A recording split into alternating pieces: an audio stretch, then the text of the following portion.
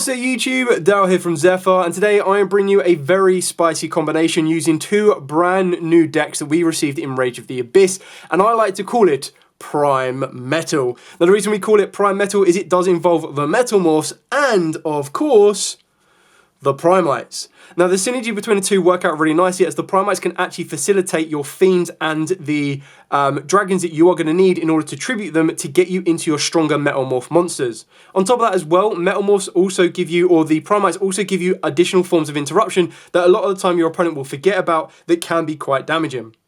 So before I dive into the profile, massive shout out to Chris who gave me the idea for this particular deck. He shared with me one of his lists and I kind of took it and then adapted it to my personal playstyle, just with a couple of different options that I had available to myself and just try and make it as competitive as possible within a certain budget without going like, here you go, here's a really fun kind of deck where both the engines are like £10 each, but then you also chuck in £300 worth of Fluoroses. Nope, that's not going to be the case. We kept this very budget, very tidy, very cheap, and even more so thanks to Rarity Collection Free. So with all of that out of the way, please smash that like button, hit that notification bell and subscribe so you don't miss out on any more upcoming content. So for the MetalMorph cards, we are playing a Triple Metal Illusionist. This is one of your ideal normal summons for the deck, followed up by the other ideal normal summon of the deck or starter of the deck, and that is of course going to be your Black Metal Dragon. Now, keeping in mind, both of these starters is what's going to lead you into, ideally, your Red Eyes Black Full Metal, because this will then lead you into your Metalmorphs. The other cards that can help you lead into the Metalmorphs is the Metal Zoa, and these are your two main deck aggressors. You've got your Full Metal Dragon, which is going to be your defender, and then you've got your Metal Zoa X, which is going to be your aggressor. In order to provide you with a bit more aggression and also giving you that Fiend for the Metal Zoa, we are playing double Zoa, the Fiendish Beast, which is only more beneficial if you are going second, because if you're going second and your opponent controls a monster, you get to special summon this card from the hand without, normal summon it without tributing, so it does use up your normal summon. Otherwise, if it is in the hand, you can special summon it in defense. Then if Max Metalmorph is not in your graveyard, your opponent can special summon a monster from their hand. So it's something you don't really want to give them an advantage of, but it still just gives you access to get to your Metalmorphs. Speaking of the rest of the Metalmorphs, we are playing Triple Incoming Machine, so this lets you add a monster that specifically mentions Max Metalmorph or Metalmorph trap from the deck or graveyard to the hand. So the idea is all of your Metal Zoas and your Red Eyes can lead you to the Metalmorph anyway, and then the idea is you're just going to keep recycling them around. Speaking of the Max Metalmorphs, we are playing 3 of this and obviously 1 Time Engine. So you get the ability to search this out as this is always a Metalmorph card. But the idea one is you want to go to the Max Metalmorph as this gives you the ability to tribute a face-up monster, to special summon a monster that mentions or cannot be normal summoned a set that mentions Max Metalmorph. So that's how you're going to get into your Metal Zoa X and that's how you're going to be able to get into your Red Eyes. And then all you need is the Dragon or the Fiend that you're going to be able to tribute off in order to get to them. And that's where the Primites come into play. Speaking of the Primites, we are playing Triple Lordy Lord, double Roar, a single Drill Beam, and a single Imperial Dragon. So for those of you familiar or new to the Primite engine, Primite Lordy Lords are starting to creep up in price as the OCG are currently running this with their Blue Eyes White Dragons. So be warned, now is the time to be picking these up if you still want to use it as a fun, cheap engine. The main idea is that Lordy Lord will lead you into Primite Roar. Primite Roar, you pay 2,000 life points while you control no monsters to special summon a vanilla from the deck. Now the vanilla options we are going with is the original Zoa, as this is a level 7 vanilla Fiend. Red Eyes Black Dragon, as this is a level 7 Dragon, and then Blue Eyes White Dragon. So with all of these, when you combo them off with the Imperial Dragon, what you have covered is you have the ability to cover Dragons, Lights, Darks, and Fiends. So you've got the U-Bell matchup slightly covered, you've got Lights slightly covered, and you've got Dark slightly covered. For those of you unfamiliar by what I mean with that, is the Imperial Dragon has the ability that during your opponent's turn, or during their main phase to be specific, you reveal this card in the hand and then immediately normal summon it, and you can normal summon it by tributing a normal monster.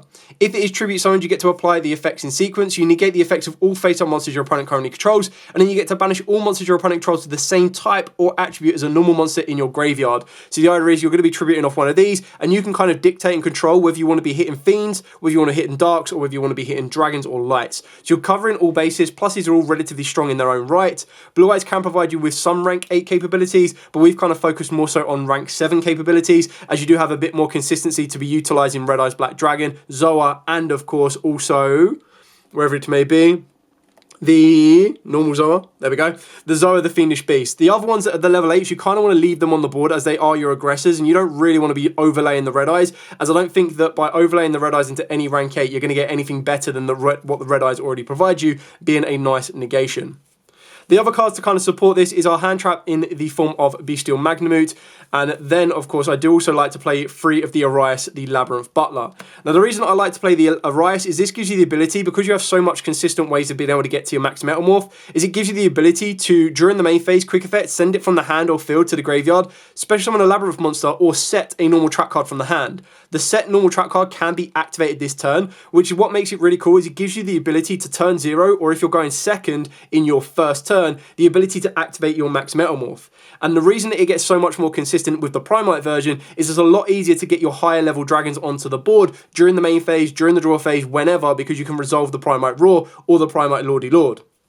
Using the secondary effect of Primite Lordy Lord will stop you using effect monsters' effects for the rest of the turn, but again the benefit still stands that what you're doing is you're turning a vanilla monster that's coming out into defense, and you're turning that into one of your bigger, stronger boss monsters in the form of the Metal Zoa X, or of course the Red Eyes Full Black Metal Dragon. So it gives you the aggressor, and if the aggressor stays on the board, it still gives you the defense during your opponent's turn as well. So it's a nice way of being able to utilize going turn 0 to set you up that negate off the back of the Red Eyes, and then that can protect the rest of your plays going forward. Or of course if you're going first and you want to be as aggressive as possible, you have the ability of the original Zoa, or the Zoa the Fiendish Beast, backed up with the ability of being able to get into your Metal Zoa X.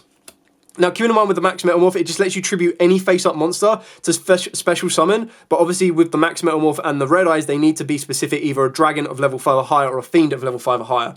The benefit about this is you can even do it during the battle phase, so if you were to go Arias during the main phase, set the Max MetalMorph, move into your battle phase, you can attack with the monster that you then plan to tribute, because you can attack with that monster, activate Max MetalMorph, tribute off, get the next monster out, and that's how you can kind of bounce into your aggressor. Keep in mind that this also gives the monster that it equips to an additional 400 attack, and then gives it some nice protected effects as well.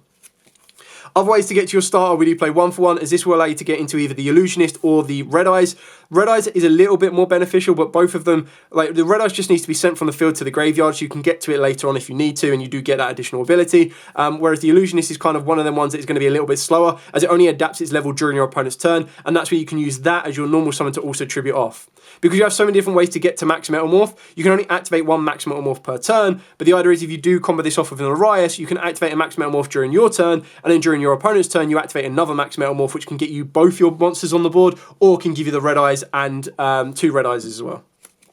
For the final hand trap lineup, just playing triple Ashes and triple Imperms. Obviously, because you're mixing quite a few engines, you're kind of limiting the amount of hand traps you can play. But that being said, you could side out the Butlers if you wanted to. You could cut down the Max MetalMorphs if you wanted to as well, and then that will open up the door for more hand traps, and that's where the side deck's going to come into play. Depending on what your local environment is like, you might want to consider stuff like Draw and Lockbird. I would definitely be advising you to play stuff like Evenly Matched, also Cosmic Cyclones, Harpy's Feather Dusters, Raigekis, or Lightning Storms. It kind of gives you the balance that you need. Moving on to the extra deck. Now, the extra deck is actually really flexible, so if you wanted to, you could play Pot of Extravagance if you wanted to, alongside Allure of Darkness.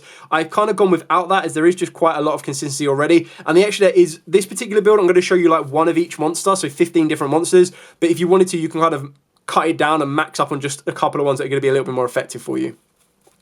So, for the Link monsters, we did decide to go with one Relinquish Anima. Now, the idea is that I can turn, rather than going for something like a Striker Dragon, I can turn any of my monsters into this in the form of my starters. So I can turn, wherever it may be, a Black Metal Dragon into it, and I can also turn my Metal Illusionist. The ideal scenario is that rather than going for a Striker Dragon off the back of the Black Metal, is I'd much rather use Black Metal plus a dragon that I can summon out of the deck with either Lordy Lord or the Primite Roar to go into a Hieratic Seals. So that's kind of the reason I didn't go down with just the Striker Dragon, because you just get it left on the board and you're not really doing anything with it. Whereas if you have that additional extender anyway, you can just go straight into a Hieratic Seals, still search out the Red Eyes, reveal the Red Eyes, set yourself up a Max MetalMorph, and then you're able to build the board from there, because you can then activate the second effect of Lordy Lord, which will get you a dragon back to the board that you're going to need to tribute to get into your Red Eyes. And then from this point on, it's pretty much just staple lineup. So you've got your SP, IP, and then quite like the Dark Magician version of the build, I do decide to go down the Charmer route. So basically what you'll work with is you'll work with a most consistent Charmer that you can utilize in this particular build, and it's going to be ideal for going second, because what you'll do is you'll go Dark Charmer, bring back a card from your opponent's graveyard or a dart from your opponent's graveyard, work your way into Selene. Selene will then bring back a spellcaster from the grave, which can be your Metal Illusionist, and then you'll turn that into, you can also, if you wanted to, spice in a Dark Magician, because then what you would do is you'd bring back your Dark Magician and you'd be able to turn it into an Imduct or a Link Spider. But the idea is that you'll turn out one of your vanillas, whether it be Zoa, Red Eyes, or Blue Eyes, and you'll turn it either into an Umduct, or of course you'll turn it into a Link Spider, and then you work your way into an access code. And just by doing that route of play, you've ended up setting up your access code with 3,000 additional attack, with a light, an earth, or a wind, and then a dark in the graveyard as well. So you're going to be able to get 3 banishes off the board, or 3 destructions off the board, sorry, and then the aggressive output. On top of that as well, you do have the Mech Knight Crusader Avramax, because if you leave a vanilla on the board, again, you turn a vanilla into either Link Spider or Umduct, and going first, use Selene plus that one you've just turned into to go into your Avramax, and that just gives you a nice way to protect some of the attacks going towards you, while also making him a bit of a fact stack boss monster. We've then got the generic Nightmare Phoenix, and then we're following it up with some rank 7 cards. So I decided to go with Red Eyes Flare Metal. The idea behind this one is it's one that you can utilize after you've already used the second effect of Lordy Lord. So keep in mind, if you activate Primite Roar, you can bring out the Zoa, and then during the second effect of the Lordy Lord, you can bring out Red Eyes, overlay both, go into Red Eyes Flare Metal Dragon. Another one that you can utilize as well for during your opponent's turn is you can actually go into the Darkish Dragon Doom Rider, as this one gains an additional effect, or gives the effect to be quick effect if it has a dragon as material.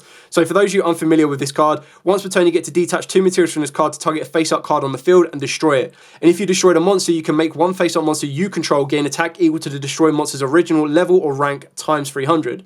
So the benefit about this is if you have your Red Eyes on the Red Eyes full black metal on the board, you can actually just make that even stronger, which is quite insane and harder for your opponent to deal with.